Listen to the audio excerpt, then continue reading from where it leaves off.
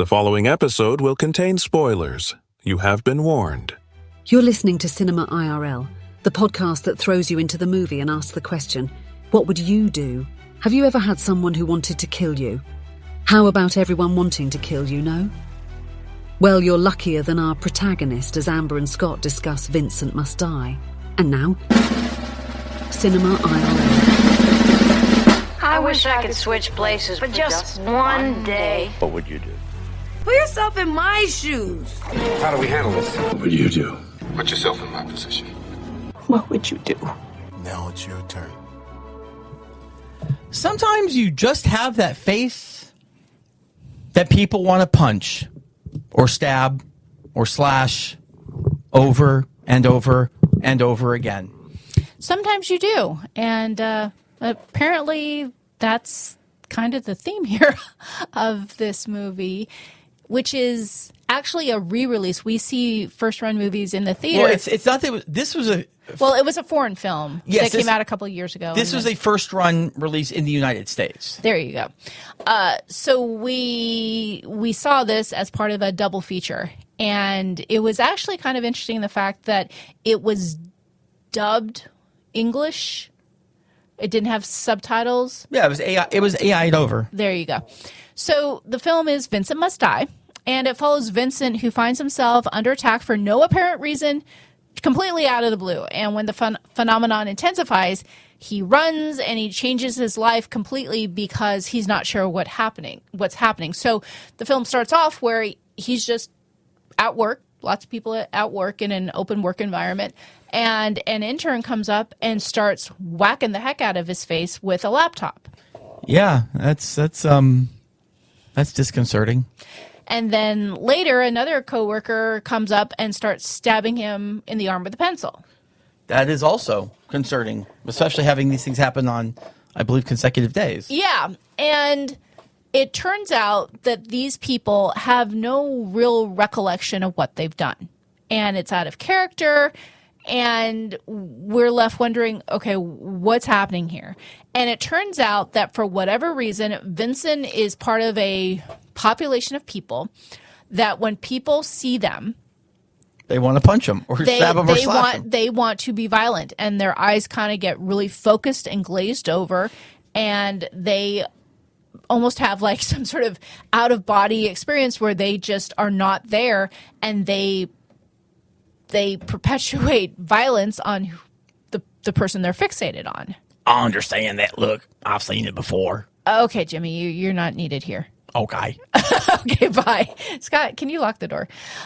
So we see Vincent under attack repeatedly, then where someone in a car focuses on him and then starts to run him down and all of these things. And Vincent's like, I got to get out of here. So he goes to a house, his family house out in the country, and then a little girl on the other side of the gate fixates on him and starts trying to attack him through the gate. So he is like, he knows that there is a problem, and he meets someone in a parking lot who also has had this experience, and that guy's been on the run for 6 months and says, get a dog.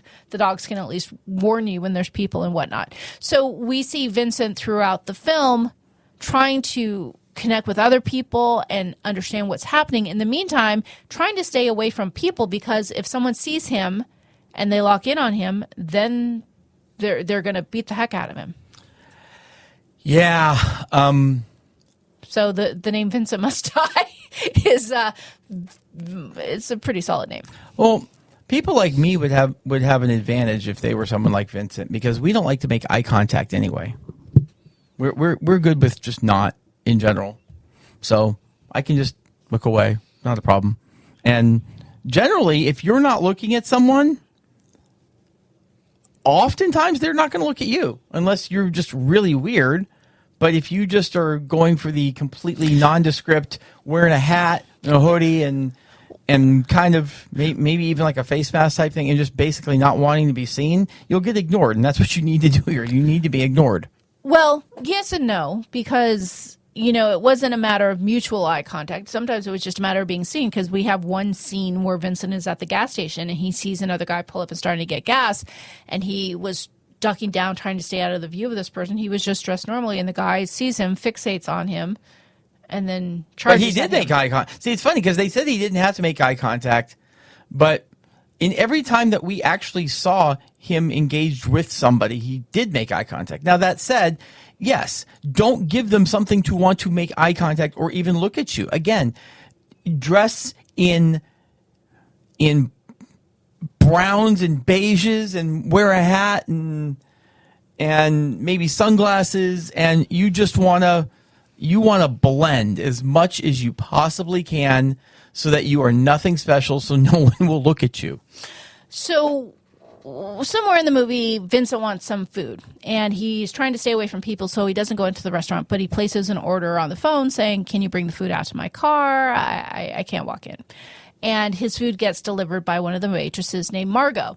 And he winds up spending some time with Margot, and she attacks him, of course, eventually, and they come up with this thing where they're going to handcuff her hands to something so she never has the full ability to attack him. What's her problem with getting a $20 tip? Yeah. He Not that kind of girl? What, a ti- waitress? Well, he tipped her very disproportionately generously. I mean, not and really. She It was thought he was trying to pay for something more. It was $80. He tips 20. That's 25%. That's reasonable. She is skeptical. Eh. Anyway, so somewhere along the later part of the movie, the tide turns, and now Vincent is not being attacked anymore. But Margot is someone now in Vincent's shoes where she gets attacked. And Vincent attacks her. And she realizes that if I cover up Vincent's eyes, he won't see me and he won't hurt me. Yeah. Yeah, no, that works fine. I mean, also apparently handcuffing is... So what would you do if you found yourself in this situation where people just all of a sudden out of the blue would attack you violently, run you down, try to beat you to death? I know you said you'd wear a hat. Yeah. But anything beyond that? Well, I mean, for one, I'm not going into public too often. I'm going to stay home and away from people. If I have to go out, I'm going to dress very nondescriptly and still avoid as many people as possible. And what if you find romance during this challenging period of your life, but said love interest also tries to kill you? Would you do the handcuff thing, or would you try and find a different solution or bail out? I mean, you take love where you can get it, but I don't know how you're getting it when you're not giving eye contact. Yeah, no. I mean, sure. You want to do this? You're kinky. Let's do the handcuffs. I mean, why not? I mean, if both of you are on board with it and you know the situation, then just know that. I mean, they should have probably gone to the blindfold earlier, but okay, you can look at me and that'll make you ravenous, but your arms are going to be tied, so it'll be fine. It'll just be good sex. And we see this thing with Vincent growing, and we hear news reports that society is becoming more and more violent. What do you think, in the context of this movie, this was? I mean, it was very Black Mirror-ish. Yeah, because here's the thing. It's that I'd say it's a virus, but it's affecting everyone but a few people. So, and it's only when they look at, You're either attacking or being attacked. Yeah, I mean, you have to suspend reality because as far as the way things work, at least in today's society, there's nothing that's truly applicable that's the same to this. Maybe it's some sort of mad cow disease. I mean, you kind of, yeah, I mean, if that's happening, I'm like, what the f is going on in this world? And you like I said, you just kind of got to hide. And Vincent, before he really realized what was happening, he was surprisingly forgiving over the incidents of the intern beating the heck out of him with the laptop and the coworker stabbing him in the arm. I would be screaming, "What happened And it was kind of like, do you want to file a report? Do you want to talk to HR? And it's like, no, I'm okay. Yeah, I mean, if someone's beating the crap out of me out of the blue, I want your job. That is not okay. Well, at the very least, I'm reporting you, and let them figure it out. I mean, but it's weird because usually if you get attacked, you've got an idea as to why, especially in like a workplace environment. Yeah. I mean, if it's randomly on the street, it might be some kid trying to play a game of knockout, but if it's in a workplace environment and all of a sudden the laptop's coming for your dome, you got to assume that there's something else there. So, I mean, listen, I'm filing the report, and the report, they can do their job. Like, but yeah, if you're bashing my face to the point that I have like a massive bruise and like issues, I'll file with HR. We'll let them take care of it. Last thought about Margot. What would you do if you were Margot? You met this guy, and then you have now been told that I think it was after their first sexual encounter that she tried to kill him.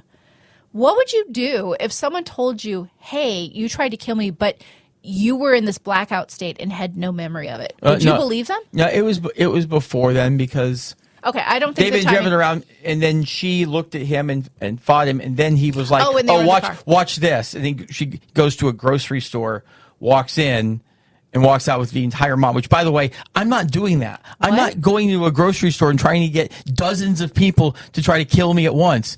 If I'm really wanting to do my demo, one will work. Okay, I didn't follow any of that. What would you do?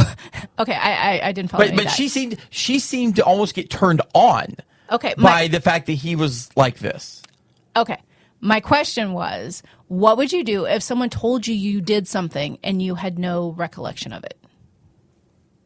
I mean, like, if I just told you, oh my God, you just tried to attack me. Why did you hit me with that plate or that knife or whatever it is? And you had no recollection.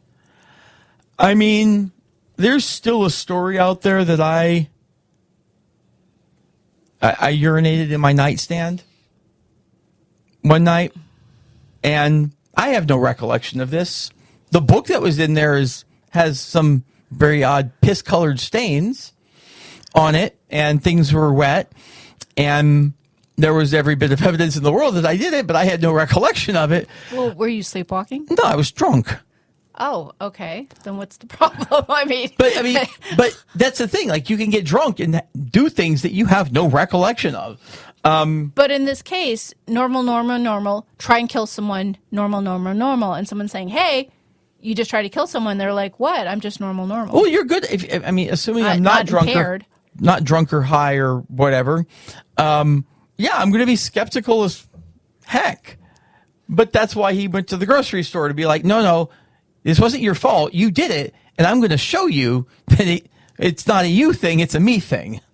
Oh, you know what? My Oura Ring told me I fell asleep for 13 minutes. Maybe that's why I don't know what you're talking about with the grocery thing, because I don't know what you're talking about, but I do recall Oura said I had a nap, and I told you I'd fallen asleep for a couple minutes. After she attacked him, they went to a grocery store to try to prove it. He went to one guy in a car who just wasn't looking at him, wanted nothing to do with him, and then he was like, no, okay, so he still needs to prove his point. He walks into the grocery store. He's in there for 15 seconds, and he comes running out with an entire mob. Like, that's when I woke up. 40 people I saw him running and a bunch of people jumping on the car. Yeah. Sorry about that, folks. I'm reporting live from a movie theater, but apparently I fall asleep sometimes for 13 minutes, according to my Oura What would happen if you didn't remember what was in the movie that you saw? Yeah, I find it comical when my ring tells me I took a nap. Well, there you go. I filled in those 13 minutes of your life for you. We hope you enjoyed our episode. Thank you for listening. And to catch all the new episodes, please subscribe. We release 2 to 3 episodes weekly, so we'll have new content regularly.